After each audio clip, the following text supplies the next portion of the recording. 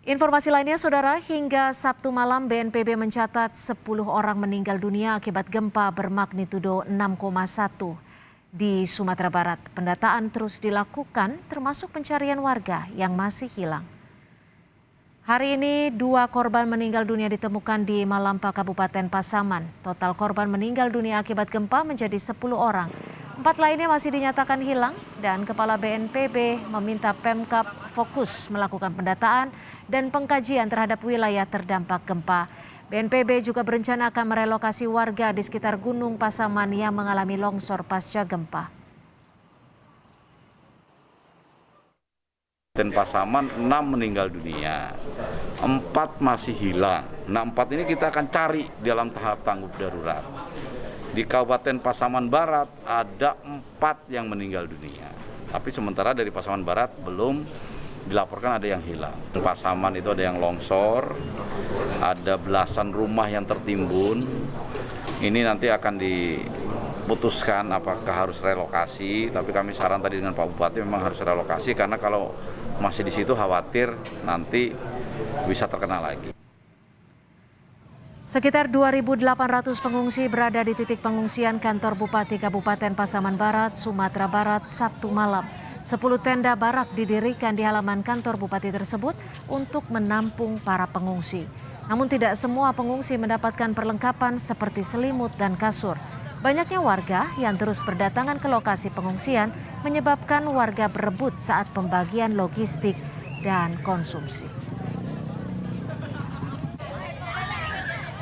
Daftaran tunggu di sini kata. Dipanggil nama Dipanggil kami. nama. Berarti belum dapat nasi.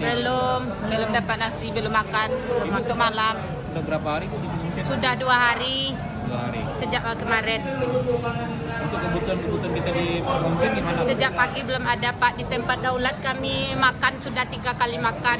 Segala kami pribadi orang Pak kesini kami belum dapat nasi sejak pagi. Pemerintah Kabupaten Pasaman Barat menetapkan masa tanggap darurat bencana selama 14 hari sejak kemarin. Pemkab akan fokus membuat posko-posko sentral sebagai tempat pendataan dan dapur umum. Langkah ini dilakukan agar penanganan pasca gempa dapat dilaksanakan maksimal.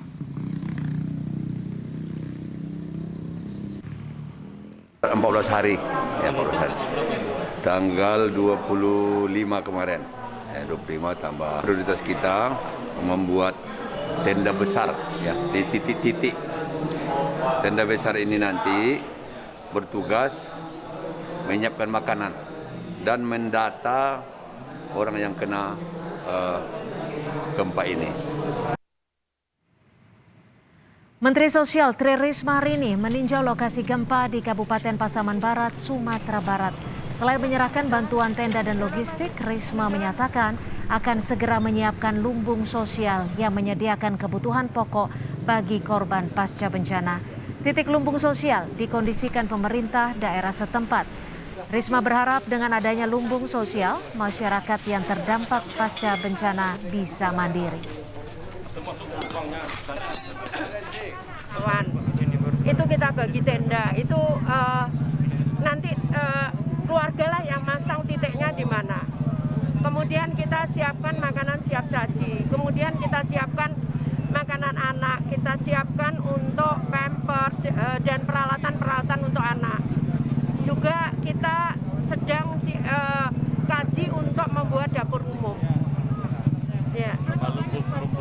Sama nanti ke depan kita akan siapkan lumbung sosial.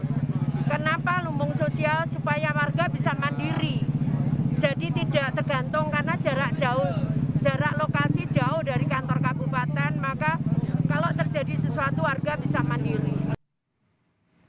Dan untuk mengetahui informasi terkini pasca gempa di Sumatera Barat, kita bergabung dengan jurnalis Kompas TV Rio Yohanes. Rio, hingga malam ini berapa orang yang masih dinyatakan hilang dan bagaimana dengan proses pencariannya, Rio? Cynthia dan juga saudara selamat malam. Tadi ada informasi.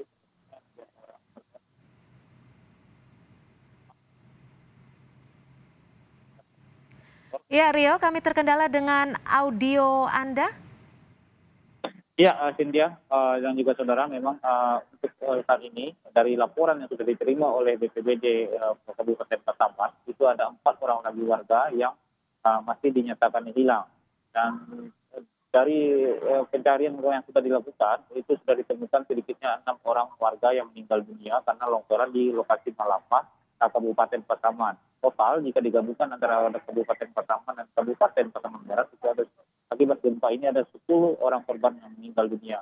Dan dalam hal ini, menyikapi rentang waktu tanggal darurat yang ditetapkan selama 14 hari, itu BNPB mendesak agar pemerintah kabupaten daerah itu untuk melakukan pendataan ke tingkat masyarakat untuk mendata apakah ada laporan tentang keluarganya yang hilang agar ini benar-benar bisa fix datanya. Demikian.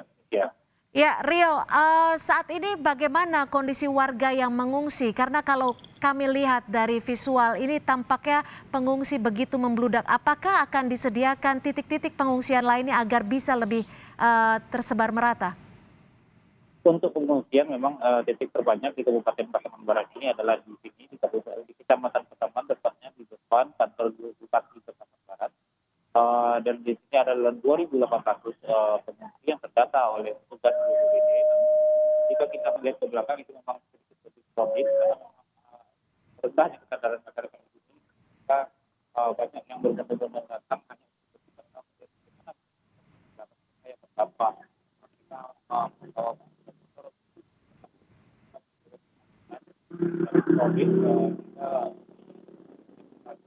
Ya, baik. Baik, Rio, kami tampaknya masih terkendala dengan audio Anda, tapi setidaknya kami sudah menangkap informasi bahwa memang saat ini para pengungsi masih terus berdatangan di sejumlah titik pengungsian. Rio Yohanes, jurnalis Kompas TV, melaporkan langsung dari Pasaman Barat, Sumatera Barat.